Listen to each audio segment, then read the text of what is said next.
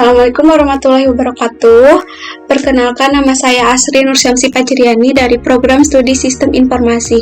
Pada kesempatan kali ini saya akan menjelaskan tentang program linier dengan metode simplex. Nah, sebelumnya kita harus mengetahui apa itu program linier. Program linier adalah metode matematik yang mengalokasikan sumber dayanya untuk mencapai sebuah tujuan, yaitu memaksimumkan ataupun meminimumkan. Nah, program linier ini dapat diselesaikan dengan metode simplex salah satunya. Mungkin dapat dilihat langsung contoh soalnya, yaitu sebagai berikut. Nah, sebelum masuk ke metode simplexnya, kita harus mengetahui bahwa pada program linier ini ada istilah yaitu primal dan dual. Primal itu persoalan yang pertama dan dual itu persoalan yang kedua. Nah, primal dan dual ini memiliki aturan tertentu, yaitu langsung saja pada contohnya.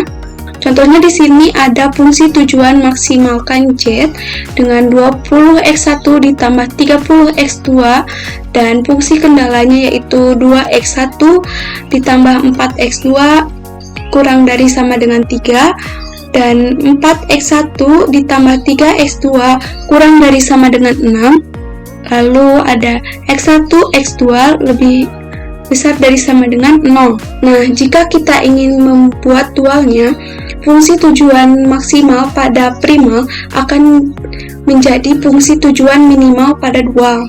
Nah, di sini menjadi fungsi tujuan minimal Y. Lalu, fungsi tujuan ini diisi dengan nilai variabel kanannya pada fungsi kendala. Jadi di sini menjadi 3Y1 ditambah 6Y2. Lalu selanjutnya, pada fungsi kendala pertama ini kita dapat mengambil pada X1 pada kendala 1 dan 2 primal. Nah, di sini menjadi 2Y1 ditambah 4Y2.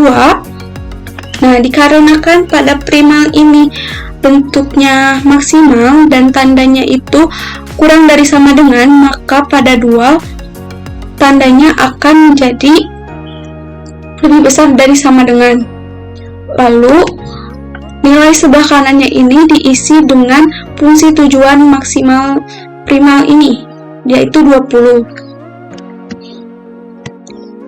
Selanjutnya yaitu kita dapat mengambil X2 pada primal pada kendala 1 dan 2-nya, yaitu 4Y1 ditambah 3Y2 masih sama, lebih besar dari sama dengan, berarti di sini 30. Lalu di sini menjadi Y1 Y2 lebih besar dari sama dengan 0.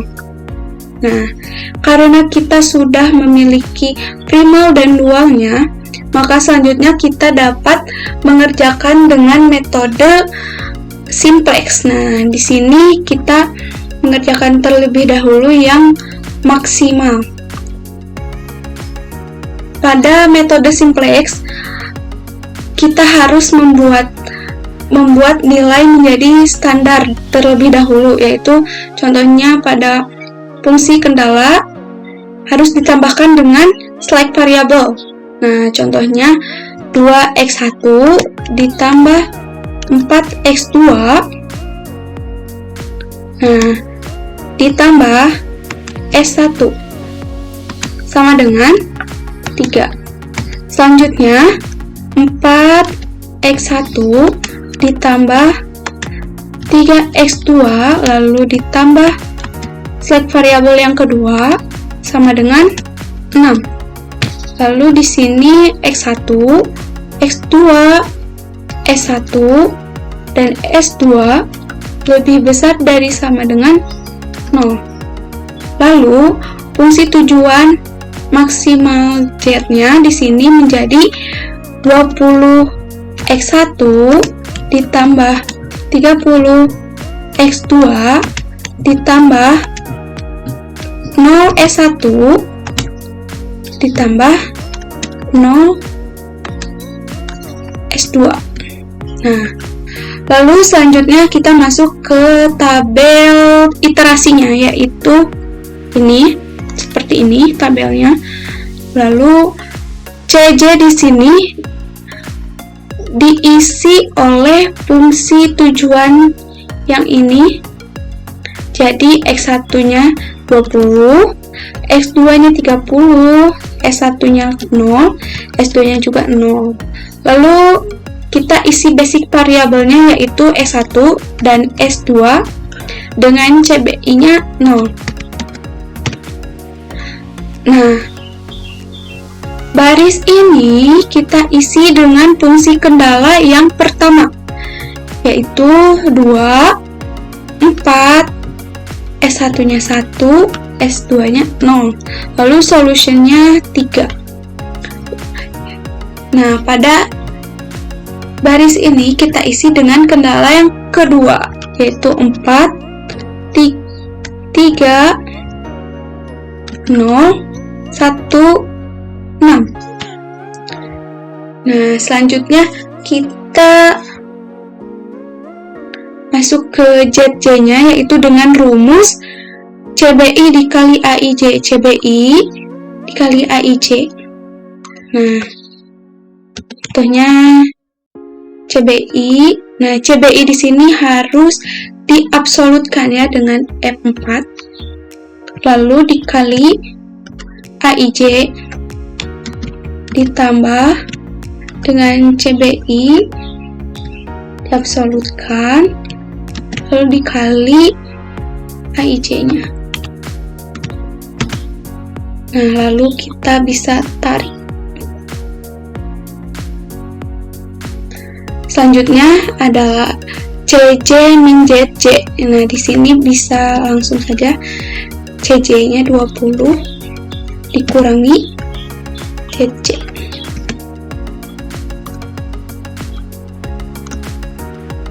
Nah, karena pada prinsip optimality-nya CJ min ZJ harus kurang dari 0, sedangkan di sini masih ada nilai yang lebih besar daripada 0, maka kita pilih nilai yang paling besar, yaitu di sini ada 30.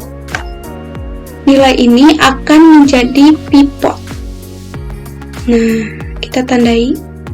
Lalu kita masuk ke rasio. Rasio di sini caranya yaitu dengan solution dibagi dengan kolom pivotnya. Nah, lalu bisa ditarik ya. Rasio akan dipilih salah satunya, yaitu dengan memilih nilai yang paling kecil. Di sini nilai yang paling kecil yaitu 0,75. Nah, di sini kita tandai lagi. Lalu kita harus memilih key element. Nah, kita pilih 4.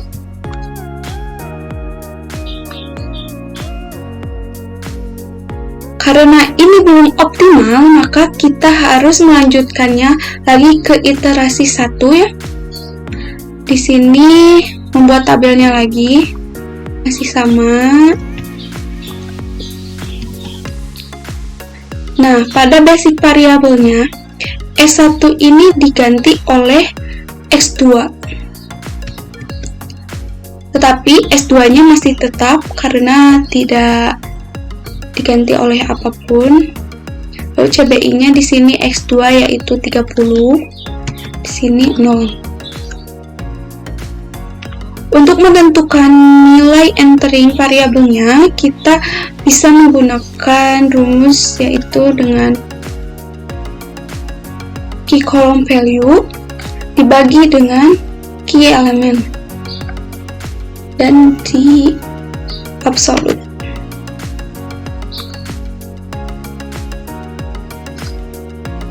Lalu selanjutnya kita harus memiliki nilai baru ya, new value, yaitu dengan cara old value dikurangi key column value dikali key row value dibagi key element, yaitu old value-nya dikurangi dengan key column value lalu di absolute dikali dengan key row value lalu dibagi dengan key element dan di absolute juga. Tarik. Nah, JC di sini kita selain bisa menggunakan rumus yang sebelumnya, kita juga bisa menggunakan rumus yang sudah ada dalam Excel, yaitu dengan sum product.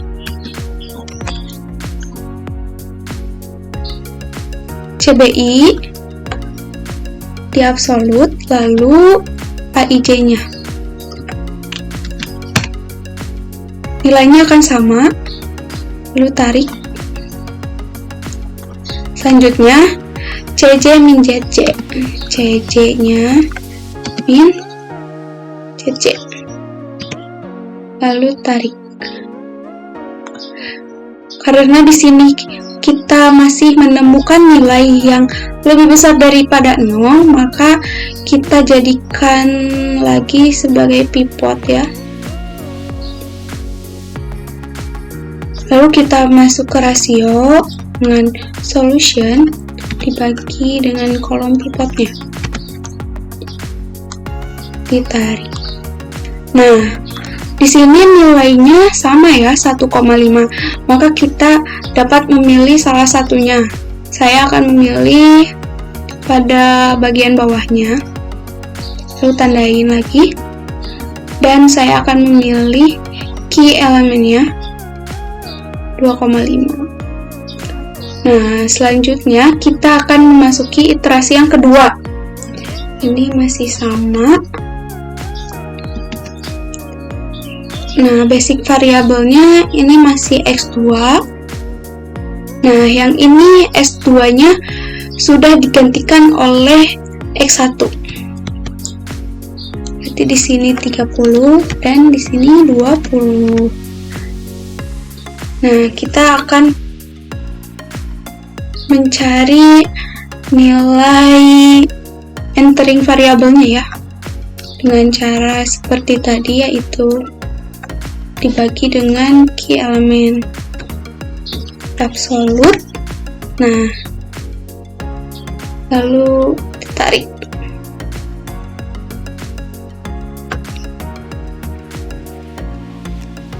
Lalu kita mencari new value. Nah, mencari new value ini ada juga cara lain, yaitu dengan cara old value dikurangi dengan key column value lalu dikali dengan entering variabel yang ini ya. Nilainya akan sama. Nah, lalu kita masuk ke JC dengan, kalau saya mau sum product aja.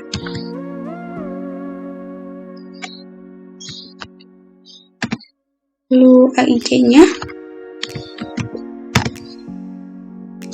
tarik. Nah, di sini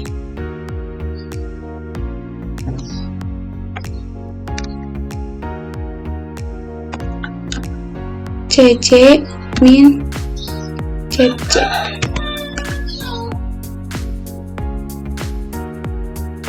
Nah, hasilnya sudah kurang dari 0 ya. Maka nilainya sudah optimal dan dapat disimpulkan bahwa X1 sama dengan 1,5, X2 0, dan Z-nya yaitu 30. Dapat kita lihat dari solution. Kita tandai hijau. Nah, lalu selanjutnya kita masuk ke dalam mengerjakan yang minimal. Yang ini, yang dual. Sama seperti sebelumnya, kita harus menjadikan nilai ini menjadi nilai yang standar dulu. Nah, dikarenakan ini meminimalkan, maka ada aturan-aturan tertentu, yaitu jika batasannya kurang dari sama dengan, maka ditambahkan slack variable. Jika sama dengan, ditambah artificial variable. Lalu jika lebih besar dari sama dengan, kurangi slack variable dan tambah artificial variable-nya. Nah, di sini kita memiliki tanda yaitu lebih besar dari sama dengan. Jadi kita harus mengurangi slack variable dan ditambah artificial variable. Contohnya di sini ada 2Y1 ditambah 4Y2, lalu dikurangi slack variable 1 dan ditambah artificial variable 1 sama dengan 20. Lalu pada kendala kedua yaitu 4Y1 ditambah 3Y2 dikurangi slack variable 2 ditambah artificial variable 2 sama dengan 30. Lalu di sini Y1, Y2, S1, S2, A1 dan A2 lebih besar daripada 0. Lalu di sini fungsi tujuannya yaitu menjadi 3Y1 ditambah 6Y2 ditambah 0S1 ditambah 0S2 ditambah MA1 ditambah MA2. Nah, lalu di sini ada tabelnya. Di sini berarti bukan X1 ya, melainkan Y1. Ini juga Y2. CJ-nya diisi dengan fungsi tujuannya, yaitu ini Y1 3, Y2 6, S1 0, S2 0, A1 M, A2 M. Lalu di sini basic variabelnya kita menggunakan A1 dan A2. Di sini menjadi M dan M. Dan ini diisi dengan kendala 1, yaitu 2, 4, min 1, 0, 1, 0, dan 20. Lalu di sini 4, 3, 0, min 1, 0, 1, 30. Nah, di sini kita mengalihkan CBI dengan AIJ-nya, yaitu 2M ditambah 4M, yaitu menjadi 6M. Di sini 4M dan 3M menjadi 7M. Di sini menjadi min M. Lalu di sini juga sama, min M. Di sini M dikali 1 M. Di sini juga M. Lalu di sini 20M ditambah 30M, yaitu menjadi 50M. Selanjutnya CJ min ZC, yaitu 3 dikurangi 6M, 6 dikurangi 7M, 0 dikurangi min M menjadi M.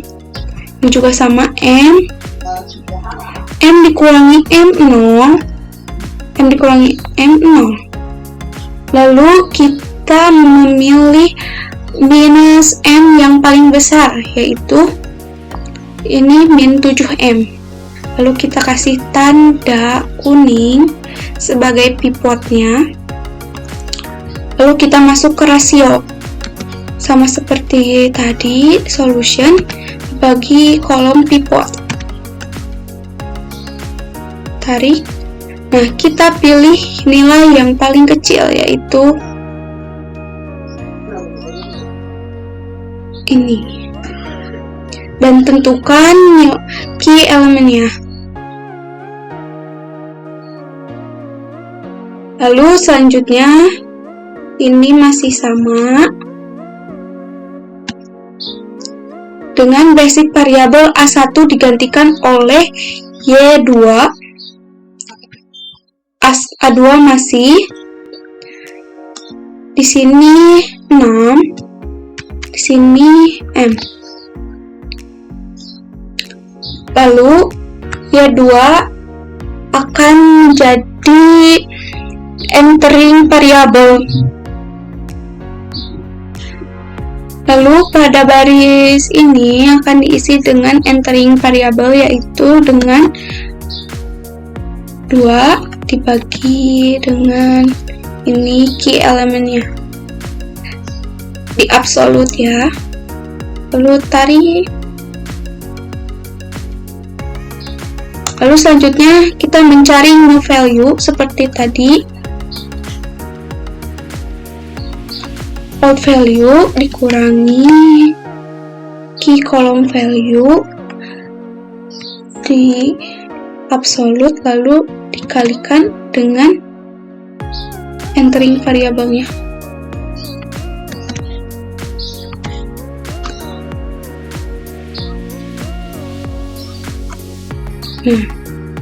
Lalu karena di sini masih memiliki nilai M, maka kita tidak bisa menggunakan rumus sum product.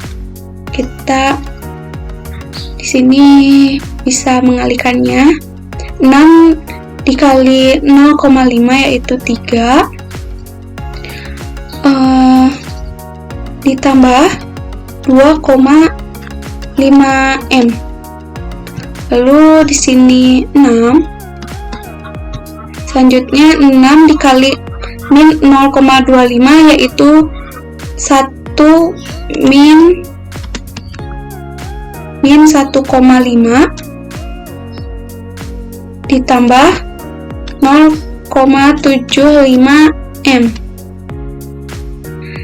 Lalu di sini ada min M. Selanjutnya 1,5 minus 0,75M. Lalu di sini M. Dan karena di sini A1-nya sudah memiliki nilai ya, sudah digantikan oleh Y2, maka di sini kita tidak perlu mengisinya lagi. Kita kosongkan saja. Kosongkan. Nah, lalu kita masuk ke CJ min ZJ, yaitu ini menghasilkan minus 2,5M.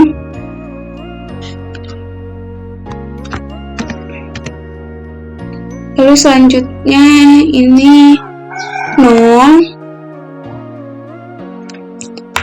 Lalu 1,5 minus 0,75M. Lalu M. Lalu ini 0. Oh iya, ini lupa, berarti ini diisi dengan 30 ditambah 15M. Selanjutnya, karena ini masih memiliki nilai minus M, maka kita pilih minus yang paling besar seperti tadi. itu minus 2,5. Selanjutnya kita masuk ke rasio solution dibagi dengan kolom report.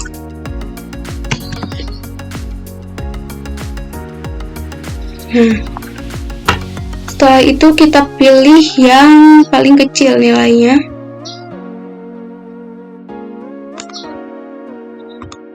Dan pilih key elemennya. Nah, di sini masih belum optimal, maka selanjutnya kita akan memasuki iterasi kedua. Ini masih sama. Basic variabelnya di sini Y2 dan A2 ini diganti oleh Y1. Oh, maaf di sini salah. Y1, Y2. Di sini juga Y1, Y2. Lalu di sini 6, lalu 3. Kita akan membuat entering variabelnya, yaitu dengan cara seperti tadi, dibagi dengan key element di absolute. Lalu selanjutnya dengan new value-nya, di sini ada old value dikurangi key kolom value dikali dengan entering variable.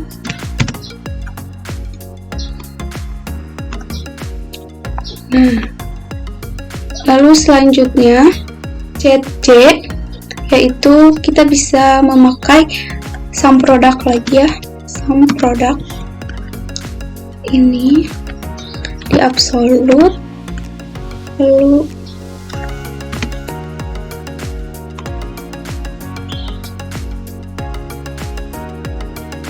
ini juga sum product.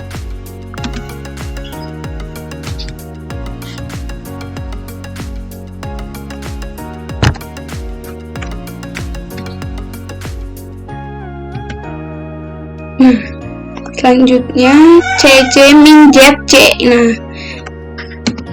CC min ZC.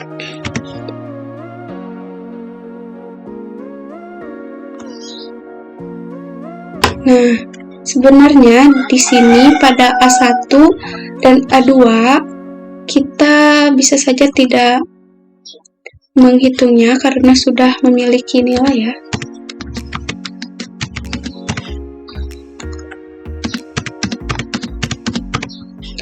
Nah, di sini nilainya sudah optimal ya.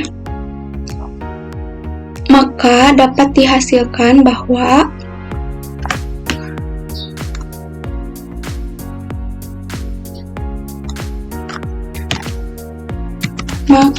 dapat disimpulkan bahwa X1 bahwa Y1 sama dengan 6, Y2 sama dengan 2, dan Z-nya sama dengan 30. Nah, kalau dilihat-lihat nilai Z yang maksimal dan minimum sama-sama bernilai 30. Ini 30 dan ini pun 30. Nah, mengapa begitu? Karena primal dan dual ini memiliki hubungan, yaitu nilai fungsi tujuan dari model primal yang optimal sama dengan nilai fungsi tujuan dari dual yang optimal. Nah, sekian penjelasan dari saya. Semoga dapat dipahami. Mohon maaf apabila banyak kesalahan dalam pengucapan. Wassalamualaikum warahmatullahi wabarakatuh.